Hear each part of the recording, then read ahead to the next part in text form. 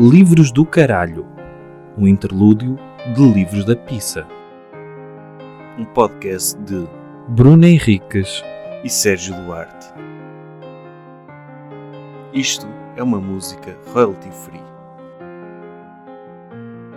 Olá, bem-vindos a mais um episódio de Livros da Pissa, versão Livros do Caralho, porque nós fazemos questão de equilibrar o karma. Ou seja, não podemos só dizer mal, porque Deus pode castigar-nos por sermos demasiado azedos, então sentimos esta necessidade de fazer recomendações boas. E hoje és tu, Bruno. Hoje sou eu, de fazer uma recomendação boa. Vou recomendar um livro. Eu estava naquela de... Como recomendei um livro, estava esgotado no meu interlúdio. Não, mas o livro está esgotado, mas o autor tem muitos livros à venda. Tem, é verdade. Quando então sugeri o Javier Cercas, A Velocidade da Luz, e então trouxe uma autora, trouxe um best-seller. Sim. É um best-seller.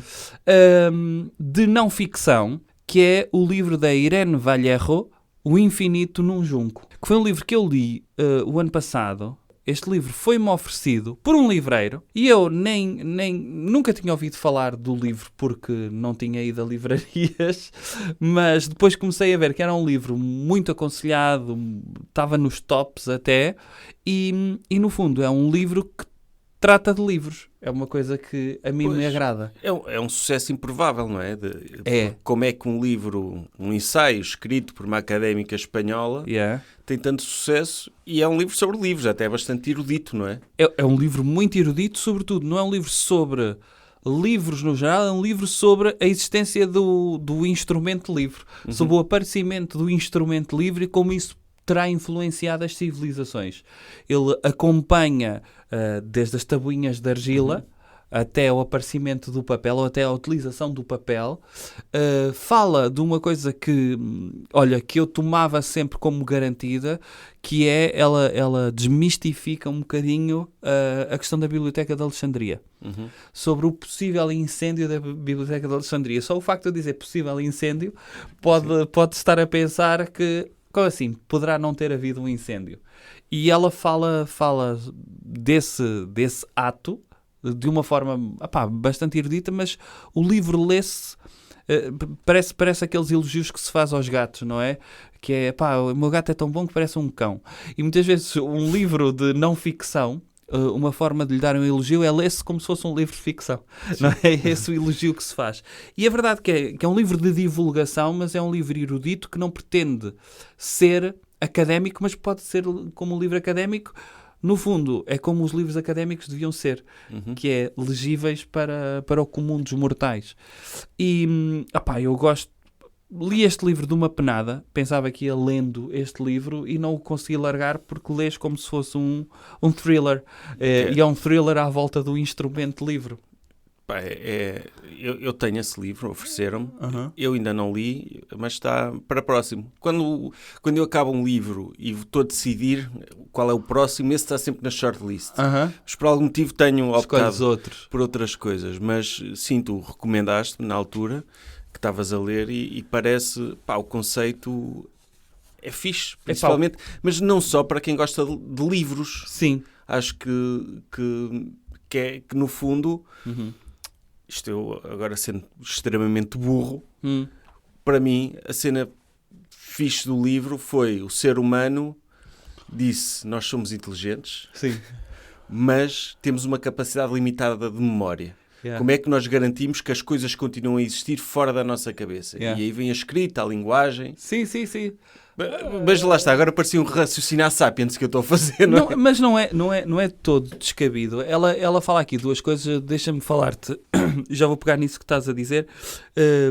Não quero fazer spoilers. Lá está, num livro académico é possível fazer spoilers, ou num livro, num ensaio é possível fazer spoilers. Vou dizer um episódio que eu acho engraçado, que retrata no livro, que é quando os muçulmanos, ou quando o islamismo começa a avançar no norte da África e conquistam o Egito, chega à Biblioteca de Alexandria, os invasores. E perante aqueles rolos todos que estão lá dentro, eles mandam uma mensagem ao califa de Bagdade e perguntam-lhe o que é que eles devem fazer àqueles rolos todos. O que fazer àqueles rolos todos. E o califa de Bagdade manda uma mensagem a dizer o seguinte: tudo o que for contra o Alcorão é para queimar. Tudo o que for a favor do Alcorão é para queimar também. Porque a mensagem não precisa de ser redundante. Tudo o que precisamos de saber está no Alcorão. E achei piada é este... Porque, no fundo, acaba por... não é um momento seminal, se quiseres, da importância do livro, mas acaba por ilustrar o quão os livros passaram a ser importantes ao ponto de serem perseguidos, poderem ser queimados, poderem ser proibidos, ao ponto dos próprios autores poderem ser perseguidos. E este livro vai acabar por retratar esta viagem do livro do mundo antigo todo e, sobretudo, a sua elevação a um instrumento muito importante. Tem outro episódio, que era o segundo episódio, e vai ao encontro daquilo que estavas a dizer, que era quando... Hoje em dia, quando nós dizemos algo do género, olha, os miúdos usam muitos tablets, usam muitos telemóveis, aquilo vai fazer mal à cabeça. Ela fala disso em relação ao livro. Que quando o livro apareceu, precisamente naquilo que estavas a dizer,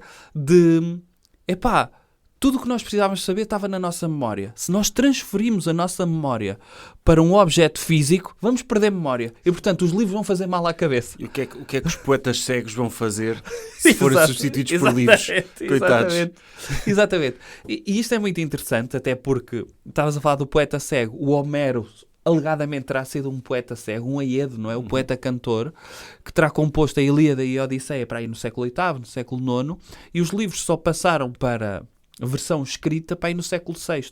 Quer dizer que passaram de pessoa em pessoa... Antes de Cristo, exatamente. Sim, antes de Cristo. Estavas a contar séculos para trás. Antes de Cristo. E, portanto, imagina o que é tu compores algo verbalmente, oralmente, e só passar 300 ou 400 anos é que alguém meteu a tua criação literária neste caso em argila ou noutro dispositivo qualquer. Eu pergunto muitas vezes o que é que será diferente daquilo que o Homero dizia daquilo que depois passou a ser escrito, não é? Como a Ilíada e a Odisseia. E ela fala um bocadinho desta viagem. Ela tornou-se um fenómeno literário. Ela é convidada para todas... Um dos últimos posts do Instagram dela é ela com a Dua Lipa. Exatamente. No festival. Exatamente, num festival literário. Sim. Exatamente. Portanto, chegou longe. Chegou longe. Quando tu és convidada para os mesmos eventos que a Dua Lipa, estás lá. Pois é isso. Tornas-te... Não, é popstar da literatura, o que é raro. E ainda por cima um tema tão erudito. Que isso é interessante. E o futuro do livro? Tu achas que o futuro da escrita em si não vai ser a mesma coisa? Se quer daqui a uns anos, da mesma forma que já não se escreve à mão, ou que escreve-se à mão, tu escreves à mão, por exemplo, sim. Mas isso tornou-se quase inútil com a acessibilidade do digital. Sim, sim. E tu ditares coisas. Pois, se quer daqui a uns tempos, não vai ser preciso saber escrever? Será? Vai ser preciso não saber escrever, mas tu saberes ler, não é? Não, se as coisas forem imediatamente colocadas na tua cabeça... Ai, carago. Que horror. Não quero esse futuro.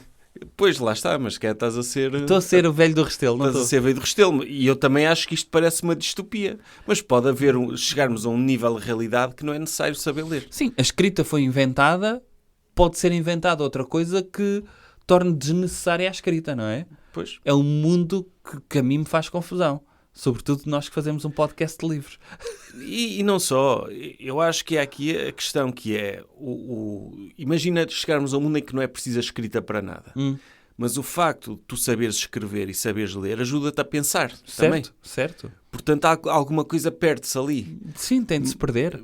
Assim como se poderá ter perdido quando inventaram o livro. Alguma coisa se terá perdido. Exato. Em termos de memória. É isso. E queria então... lançar-te também, só para falar de livro, há algumas coisas que te façam confusão. Eu sei que tu és incapaz de deixar um livro a meio. Quando começas um livro, é muito difícil para ti desistir do livro. Eu não tenho isso. Se o livro começa a ser... se não me causa prazer a ler, desisto dele. Desisto. Não tenho problema nenhum em desistir de um livro. Outra coisa é, tu marcas livros. Escrever em livros. Não, também não. Não. Faz muita confusão. Lá está, para os livros da pizza eu não me importo. Porque estou a fazer aquilo porque vamos comentar a seguir. Certo. Tem um propósito. Yeah. Agora, se estou a ler, não sinto nem essa vontade, nem necessidade e custa-me danificar. Pois é isso. Também me custa. Eu comprei um livro... Eu acho que há uma coisa de uma arrogância que é, ok, o escritor tem o trabalho dele, Yeah. mas eu vou escrever umas cenas aqui por cima porque também tenho coisas a dizer. Eu acho que já te contei isto, mas houve uma vez que estávamos numa sessão de autógrafos lá na livraria onde eu trabalhava com o Miyakoto, e há um senhor que abre um livro numa página em específico e pede para ele assinar aquela página porque tinha um sublinhado dele, uma frase que ele amou. Eu achei aquilo tão pedante, sabes? Achei muito pedante. Outra coisa que eu te queria perguntar... Mas eu acho que também não estamos a criticar isso. Porque, mas faz-me confusão. Sim, canibalizar os livros. Sim. Outra forma de canibalizar os livros é, humanidade, existem marcadores de livros. Vocês podem pôr faturas do continente para marcar livros. Podem usar a própria fatura do livro para marcar o livro. Parem de dobrar o cantinho das páginas. É o que eu uso, recibos. Recibos, não é? Sim. Parem de ser esses canibais, percebem? Nós conquistámos tanto enquanto civilização, não foi para chegarmos ao ponto de dobrar o cantinho das páginas. Já cheguei ao cúmulo de estar a ler um livro e não ter marcador à mão e ter de interromper, e eu prefiro decorar o número da página. Também eu. Pois. E fica na minha cabeça. Também eu. E mesmo assim, como eu tenho filhas que de vez em quando pegam nos meus livros e tiram o marcador, eu decoro mais ou menos onde é que estava, porque senão vai ser um filme. Também existem livros que têm badanas... Que as fazem isso? Para escreverem depois no coisa. Para escreverem nos marcadores de livros. Existem livros que têm badanas e há pessoas que usam as badanas também para marcar os livros. Que os livros depois ficam aqui com uma capa gorda. Parem de fazer isso. Existem marcadores, existem folhas. Existem folhas. Folhas de árvores. Metam uma folha de uma árvore. Cuspam para a página onde vão. Façam... agora disse uma que não concordas. O quê? Cuspi para o livro. Não, isso não. Mas, parem de dobrar o cantinho das páginas. E escrever assim a caneta, vou aqui. Não. Não. Eu acho que essas pessoas deviam ir para um centro de reeducação de tratar livros. Eu não sei, cada um... o livro é das pessoas, eles fazem o que quiserem. A mim custa-me ver isso. Também.